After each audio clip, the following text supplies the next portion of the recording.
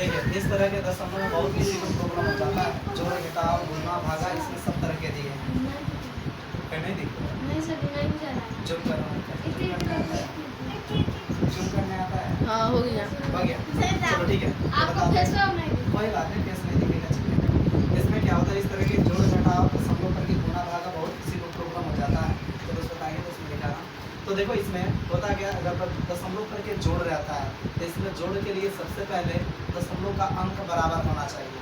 बराबर नहीं रहता है तो उसे बराबर किया जाता है। ठीक है, इसको बराबर कर लेते हैं। करेंगे क्या है, तो बराबर पहले से ही है। तो इसमें क्या करते हैं, लास्ट से लास्ट जोड़ते हैं और ये शुरू वाले से शुरू वाले जोड़ते हैं। तो 3 और 3 कितना हो जाएगा, 6 हो जाएगा।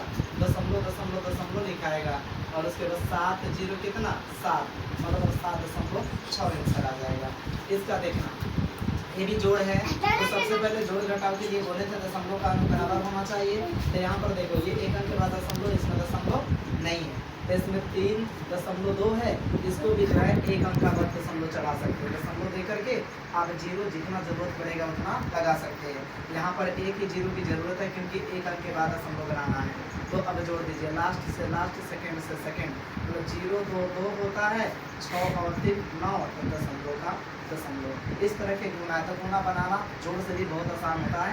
इसमें क्या करते हैं, दशमलव को भूल जाते हैं और सीधा गुणा करते हैं। यानी कि ये दशमलव को बोलेंगे तो 25 है और ये 3 है, तब 25 3 में गुणा करोगे तो 25 3 75 रहा दशमलव वाली बात। तो दशमलव में क्या करते हैं, इधर के एक अंक और इधर से एक अंक, मतलब जितना अंक के बाद रहता है सबको जोड़ देते हैं।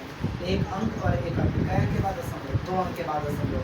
यहाँ पर 2 अंक तो पहले से है, अगर अंक कम रहेगा तो 0 दे करके बढ़ाया जाता है। तो यहाँ पर क्या करेंगे, दशमलव दे देंगे, 2 अंक के बाद दशमलव हो जाएगा। इसमें भी देखो ये भी वही गुणा है।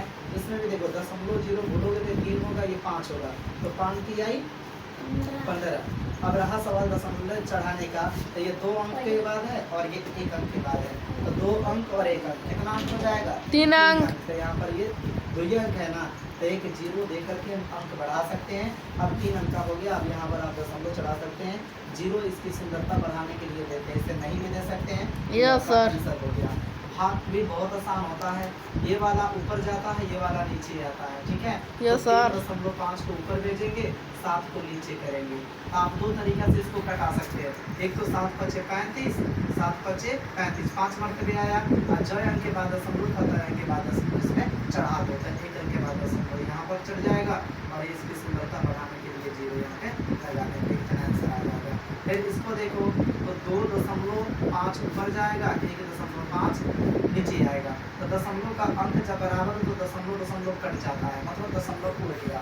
तो ये 5 से कटेगा, 50 25, 5 की आई 15, मतलब आंसर कितना आ जाएगा, 5/3। ये आंसर हो गया।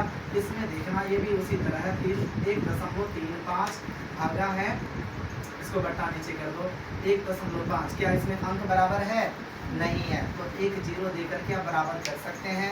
दोनों 2 अंक के बाद आ गया तो आप दशमलव को आप उड़ा सकते हैं, मतलब 135 और बटा 150। इसको कटा दो, 15 के पहाड़ा से कट जाएगा आसानी से। 15 सत्ते नहीं, 15 नवा ना, 15 नवा 135 और 15 दहाई के 150 होगा। अब क्या करेंगे, अब जो है 9/10, ये कटने वाला नहीं ना है, तो बटा में आंसर दिया हुआ तो इतना ही पे छोड़ देना। अगर दशमलव में दिया है तो नीचे जब 0 रहता है तो इनके बाद दशमलव चढ़ जाता है। तो यहाँ पर 9 है ना, तो 1 और 0 है तो 1 अंक के बाद दशमलव ऊपर चढ़ा दो और ये 0 जो है शुरू कर